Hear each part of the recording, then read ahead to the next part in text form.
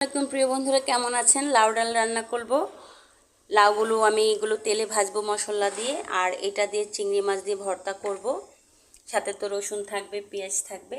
তো আজকে দুপুরে কি কি করব সেটাই জানালাম। আর মুরগি দিয়ে আলু দিয়ে ঝোল করে রান্না করব। তো এরকম কচি লাউয়ের ছিলকা ফেলতে খুব খারাপ লাগছে, আমি কোনো ছিলকা খাই না, কিন্তু চিংড়ি মাছ দিয়ে এটা ভর্তা করব।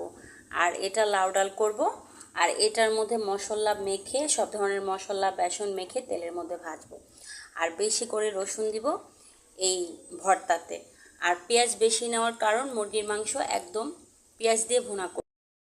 সিদ্ধ বসিয়ে দিব, তারপর সিদ্ধ হওয়ার পর মশলা দিয়ে লাউ দিয়ে বাগার দিয়ে দিব। তো আজকের রেসিপি বন্ধুরা আমার এটাই ছিল। আর এখানে নাস্তা নিচ্ছি। এই চুলায় চা দিয়ে দিব। তো আজকের এই ছোট্ট ভিডিও কেমন হয়েছে অবশ্যই জানাবেন বন্ধুরা। শুভ দুপুর। এই তো প্রিয় বন্ধুরা, এখানে ডালটা মোটামুটি সিদ্ধ হয়ে গিয়েছে। এখন লাউগুলি দিয়ে